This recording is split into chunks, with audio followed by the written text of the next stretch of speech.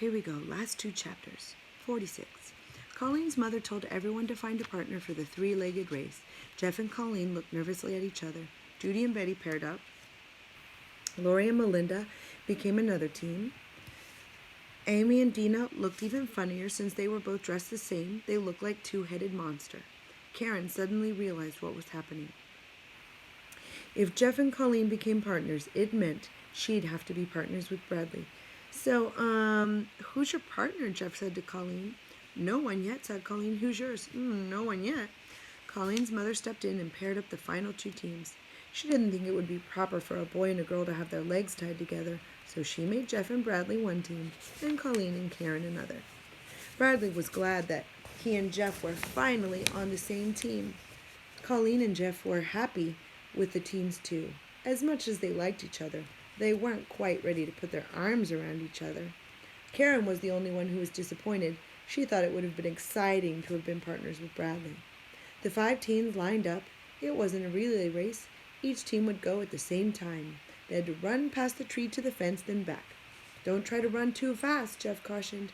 The most important thing is that we keep together so we don't fall. On your mark, get set, go! They took 2 steps, then tumbled to the ground. As they tried to get up, they kept pulling each other back down. At last, they stood up together and started after the others. Inside, outside, Jeff directed. The other teams took long turns turning around at the fence. When Jeff and Bradley reached the fence, they simply fell down again and stood up facing the other direction. It was quicker that way. Amy and Dina were just ahead of them. Amy tried to go to the left of the tree as Dina tried to go to the right. They smashed into it. Inside, outside, said Jeff. Bradley charged around them. Karen and Colleen were in the lead when they suddenly stumbled and fell on their faces. Judy and Betty tumbled over them. Lori and Melinda had to stop and turn to avoid the pile. Jeff and Bradley charged past, now in first place. Inside, outside, called Jeff, but they must have missed a beat somewhere because when he said inside, they moved their outside feet, and when he said outside, they moved their inside feet. Hey, Bradley, you're going the wrong way, yelled Lori. Whoa! Amy Dina dived across the finish line in first place, just ahead of Lori and Melinda. Jeff and Bradley crawled across in third. Judy, Betty, Karen, Colleen remained tangled together on the grass. After everyone got untied, they gathered on the grass next to the patio. Now what? Bradley asked. Nobody in particular. Colleen's mother is adding up the points.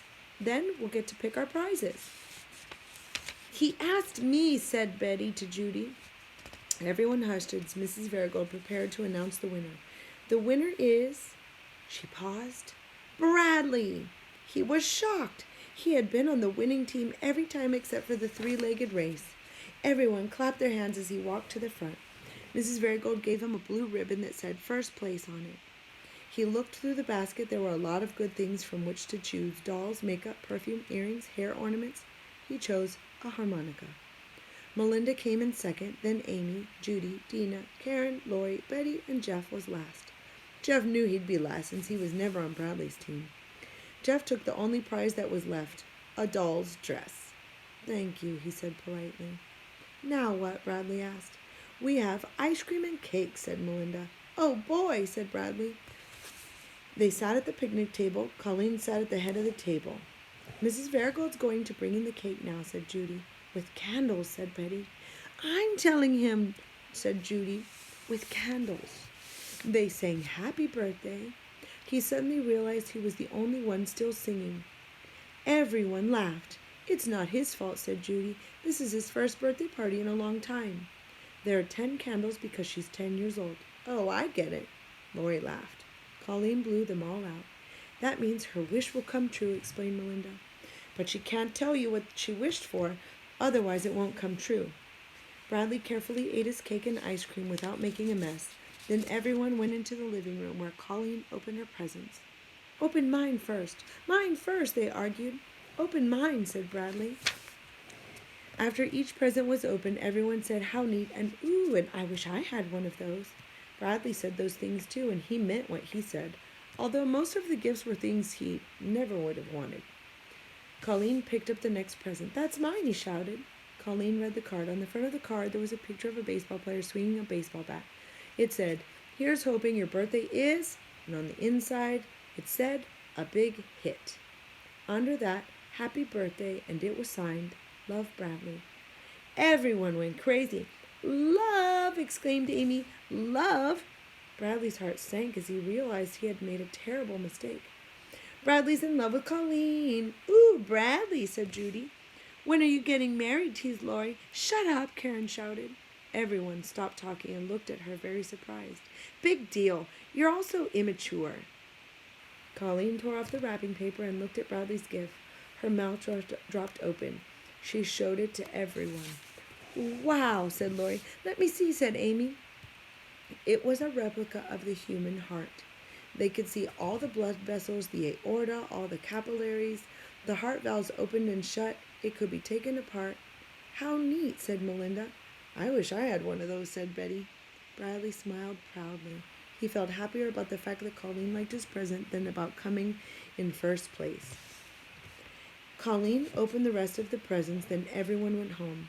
Jeff and Bradley left together. It was still light outside. "So," asked Jeff. "Wasn't that fun?" Bradley exclaimed. It was the most.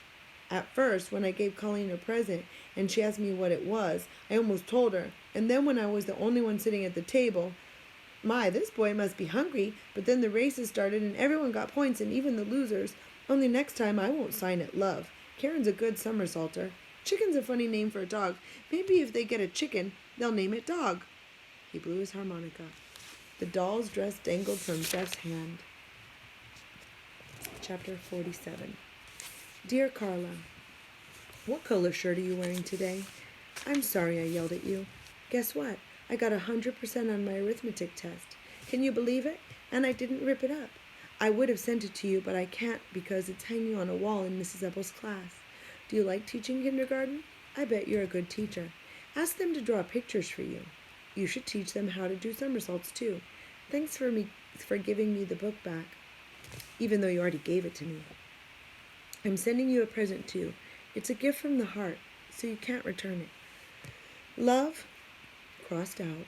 Yours truly, crossed out. Love, Bradley. P.S. Her name is Ronnie. Bradley folded the letter and put it in the envelope. He wrote Carla's name on the outside and addressed it to the Willow Bend School. Ronnie gave Bartholomew a big hug and kiss. "Oh, goodbye, everybody," she said. "Goodbye, everybody." "Goodbye, Ronnie," said everybody. "I'll miss you," said Bartholomew. Bradley placed the little red rabbit with the broken ear inside the envelope. He stared out his window for a moment, then looked back down the bulge in the envelope. He frowned, but it was an unusual frown.